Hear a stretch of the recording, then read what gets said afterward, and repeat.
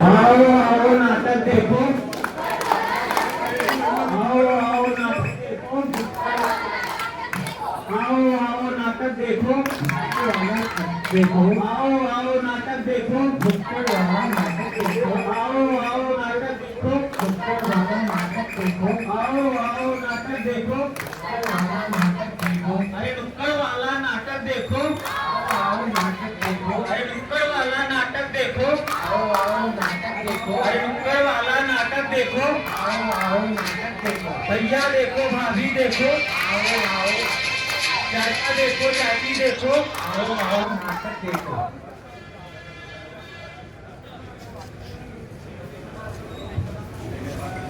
लोगों के मन में आयुर्वेद को लेकर कई प्रकार के भ्रम हैं।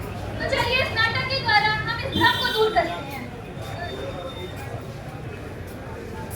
पहला भ्रम, लोगों का मानना है आयुर्वेद की दवाइयां काम नहीं करती। आइए इस भ्रम को दूर करते हैं।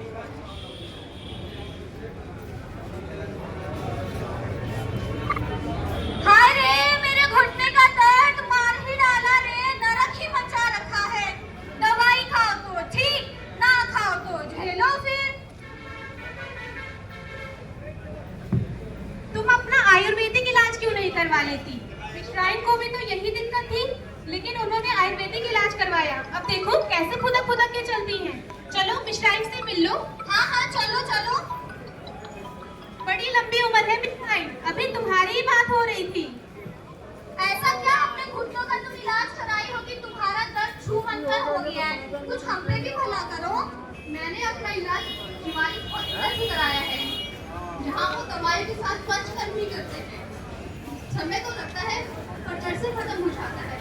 तुम भी अपना आयुर्वेदिक इलाज ही कराओ। जी जरूर। चलो अभी चलते हैं। हाँ हाँ अभी चलो। अस्पताल पहुँचने के बाद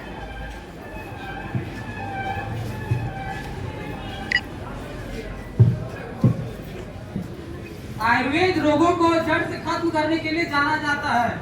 इसमें पंचकर्मा आयुर्वेद के लिए उपहार है, और ये भी एक पंचकर्मा का ही प्रक्रिया है, जिसके द्वारा घुटने के दर्द को ठीक किया जाता है। तो आइए आयुर्वेद अपनाइए और सुखी जीवन पाइए।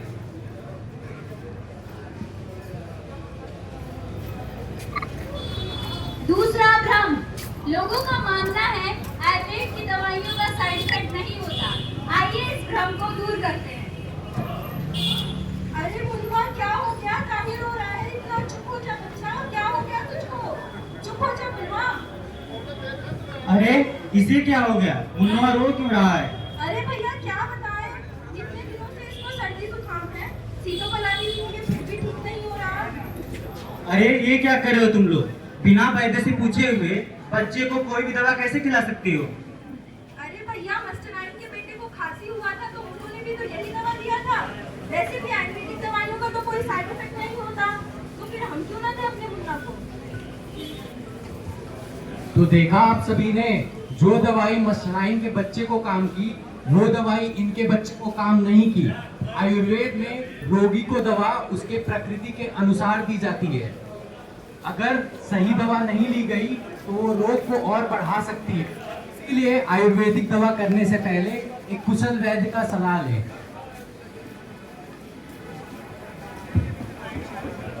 तीसरा भ्रम, लोगों का मानना है आयुर्वेद तो बस चूरन चटनी है। आइए इस भ्रम को दूर करते हैं।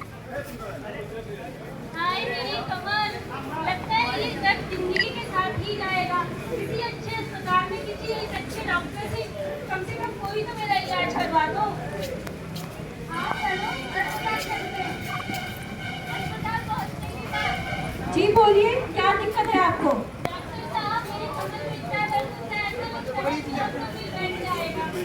क्या करें समझ में नहीं आता है, दवाई खा के ठीक रहता है। ठीक है आइए हमको देखने दीजिए। ठीक है ये लीजिए आयुर्वेदिक दवाइयाँ, और इसको खाइए। व्यायाम करके साथ में आपका दर्द बिल्कुल ठीक हो जाएगा। ये दवाइयाँ आयुर्वेद की हैं? जी हाँ बिल्कुल। और ये हॉस्पिटल भी आयुर्वेद का है? हाँ बिल्कुल। हमने तो आयुर्वेद को चूरन चटनी समझ रखा था। देखिए आज का आयुर्वेद बदल गया है। आयुर्वेद में सिर्फ चूरन चटनी नहीं, बल्कि मरहम, सीरप, टैबलेट, कैप्सूल जैसी दवाइयाँ भी आने लगी हैं।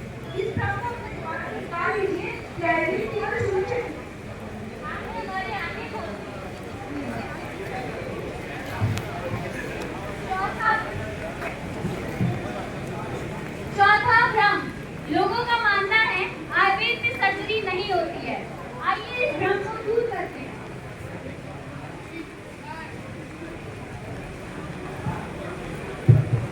जिंदगी एक सफर है सुहाना, यहाँ कब क्या हो किसने जाना। अरे नकवा तोड़ दिया रे मैया, नकवा तोड़ दिया। अरे अरे बड़ा खून बह रहा है, इसको हॉस्पिटल लेके चलो जल्दी। हाँ, पास में शिवालिक आयुर्वेदिक हॉस्पिटल है, वहीं लेके चलते हैं। हाँ ले चलो। अरे क्या कर रहे हो, इसकी जिंदगी और वक्त के साथ खिलवाड़ क्यों कर रहे हो? आयुर्वेद में सर्जरी नहीं होती है। होती है, बता रही है तो तुम चुप रहो। अच्छा अच्छा चलो लेके चलते हैं। हॉस्पिटल पहुंचने के बाद लोगों का मानना है कि आयुर्वेद में सर्जरी नहीं होती, जबकि सर्जरी का जन्मदाता ही आयुर्वेद है। हाँ, मेरी नाक ठीक हो गई। तो देखा आप सबने कैसे आयुर्वेदिक सर्जरी के द्वारा इनकी नाक ठीक हो गई। ऐसे ही आयुर्वेद संहिताओं में कई सारी सर्जरीज मेंशन की गई है, जैसे भगंदर, अर्श इत्यादि। पांचवा भ्रम, किसी भी कुटिया लगाकर बैठने वाले बाबा को आयुर्वेदिक वैद्य ना समझें। आइए इस भ्रम को दूर करते हैं।